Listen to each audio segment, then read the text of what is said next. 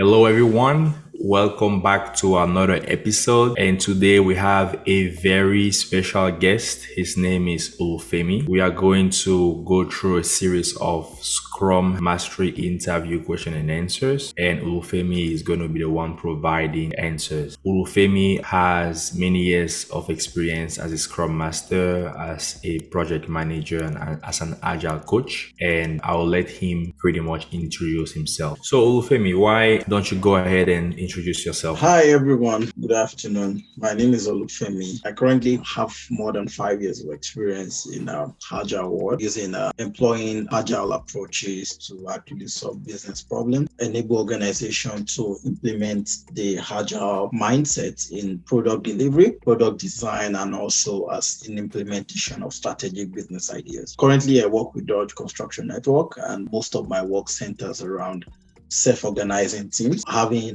strategic business programs implementation for the organization, and not just implementing them in an agile way, but also, enabling the product team to actually get better feel for what the company needs at this time, then also helping them to also prospect for the other things that we need so that we are able to better outcompete the competitors we have in the market. Nice. Thank you very much. We are happy you're actually here. So let's go on to my first question is how do you deal with conflict between your teams? That's a very good question. So I think one of the many things as an agile coach or as an agile practitioner or as somebody that is using agile principles in the business world, basically one of the issues you actually undergo is having this sort of conflict between teams. If you're working with cross-functional teams, maybe in a safe environment or maybe in a less environment where we have Scrum or agile principles in a large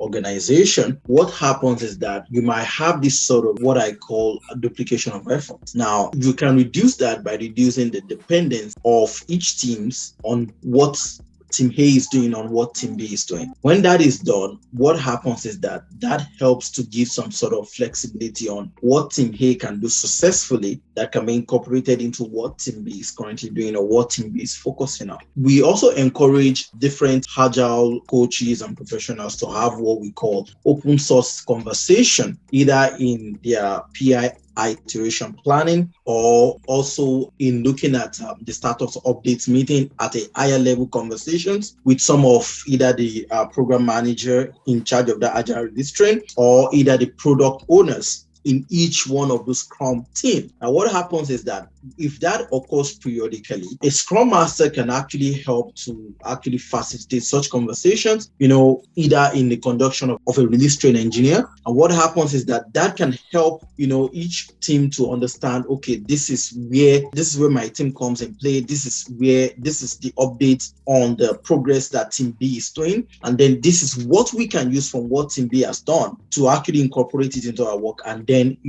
run with that. And then so that we don't just do the same thing that Team A is doing, because that's going to stretching the resources of the organization and stretching the human resources we also have within the teams. So usually, I usually stress this culture of collaboration, but not just collaboration. I call it collaborative communication. That teams are able to collaboratively communicate between themselves on the shared goal and the shared vision and the shared tasks that they have, looking at the strengths that each of those teams are actually have at the same time.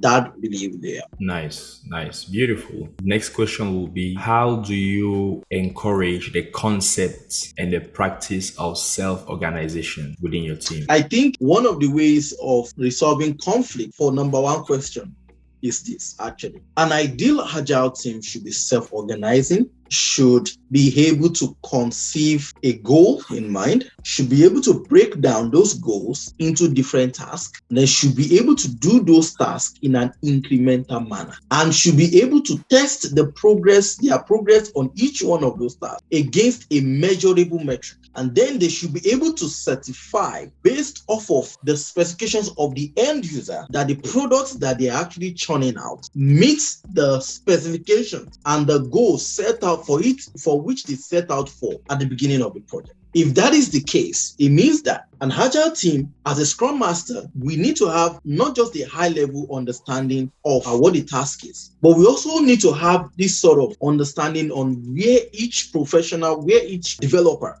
that we have in our unit or in our team comes into play. And then for that, we can also have this sort of confidence on how to leverage upon the skills and the knowledge of each member, such that each member of the unit automatically, with time, knows where they fit in within the project. Once that happens, there's this culture of confidence that we actually, spring forth without them being micromanaged. And once that happens, you see this sort of higher level of creativity within the team. You see this higher level of communication within the team. Now, we want to foster that communication and creativity because we need that in an agile environment. That is needed to improve our productivity and to also make us be able to get to the end point as soon as possible. Nice. I like your approach. The next question will be, how, as a Scrum Master, how do you avoid becoming an impediment yourself?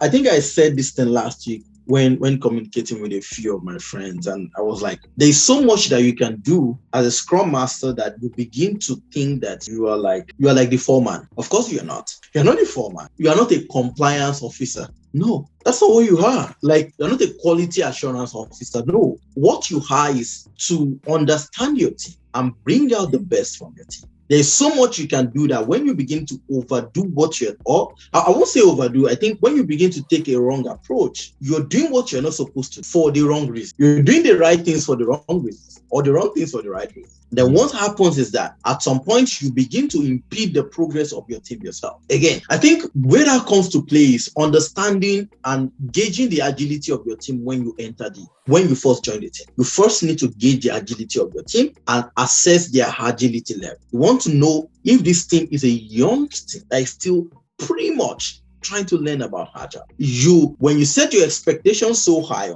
you actually impede them from learning the Agile way. Because Agile is all about learning together, evolving together, and maturing together. That is the main goal of Agile. The team should mature together so that no one gets. So if as a Scrum Master, you cannot assess those agilities and you don't have the patience to actually help your team develop and mature, you will eventually become the impediment as such, because you are going to demand more than what your team can actually give at that time.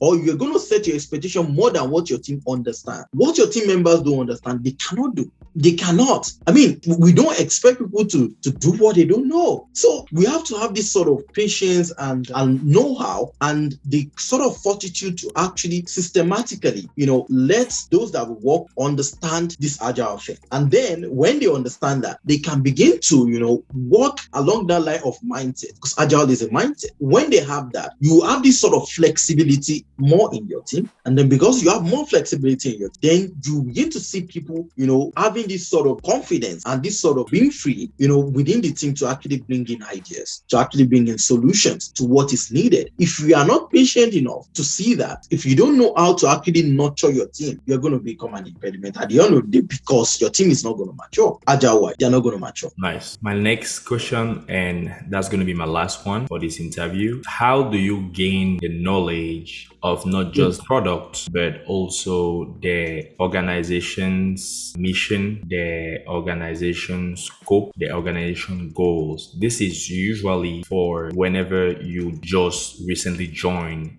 a new group or a new company or organization? Thank you very much for that question. I think one of the first frustrations that Scrum Masters faces when they get to the organization, there's this assumption we have that it's an ideal company. Let me tell you something. Let me bust your bubble. No company is ideal, regardless of whenever the time you join them. No company has everything set 100%. Because if they do, then they won't have to employ. They are bringing you in because there's a mess on. So usually I tell Scrum Masters, express the work when you are entering a company, because if the worst is not happening there, then they are not going to bring you as the best to come and fix their worst, basically. So the first thing we have to understand is that we need to know where the company is coming from. Then we need to know where the company is right now. Then we need to know where the company intends to be. What is short-term or the long-term visions and goals of the company? When we know that, we can begin to reconcile the current product or the current improvements to the product that the company has. We can reconcile it to the goal that they need at that time.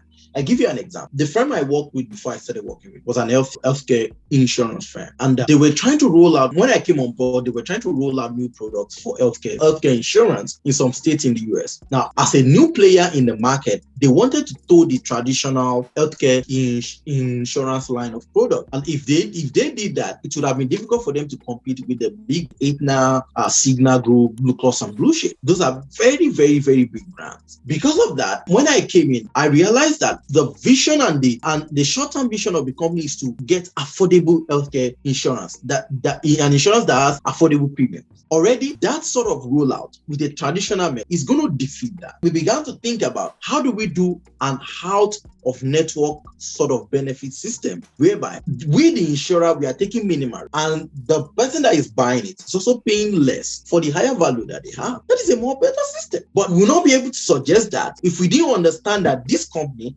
this is where they are at the moment. If I didn't have conversation with the people in the company, I recommend you to Scrum Masters, your first month in the company, don't even think about Agile. Think about this company, because this is your company now. You gotta think about the problems of this company, because every day, whatever you don't think about in the company is gonna come back to impede your work, basically. So you gotta understand that first, and then know the vision of the company. And then when you know that, you can begin to know the product that are applicable to those visions. You can begin to prioritize the product in order of how relevant they are to the mission and vision of the company. And that way, you are able to position your team such that they are meeting those goals. Let me tell you something. In each company, companies measure productivity based against the goals that they are yearly. I'll repeat that again. Each company measures productivity against the goals they have for that year. So if the products that your unit is churning out, if it's actually meeting the goals they have for that year, your unit is more productive than any other unit. So if you want to be productive and have impact in a company, you have to be able to help them achieve their basically. So whatever you're doing, understand the goals, understand the vision of the company, then you have better picture of why the products are actually there and what you can do to improve upon those products and help your team to actually be at the forefront of the center of the vision of the company. Thank you very much for your time, Olufemi. I don't know if you have any last words before we end the interview. Yeah. So some of the things I tell Scrum Masters is that this thing about consistency, pretty much very, very important for Scrum Masters, for Agile coaches, for product owners, Agile product owners, for business analysts, Agile business analysts. Tell people you have to have what we call consistency. One, consistency in two things: in developing yourself and also developing your team. Those two things, you have to be responsible to yourself first, proving yourself, and then improve your team. If you are consistent in doing those two, the sky is the beginning. Trust me. Nice. Thank you very much for that. Well, you have it, guys. Thank you again, Olufemi, for your time. Thank you for going through this series of interview question and answers. I believe the answers you provided will be valuable for someone out there that's trying to get into Scrum. Thank you very much. You have a beautiful day. Talk to you soon. Yeah, thank you very much.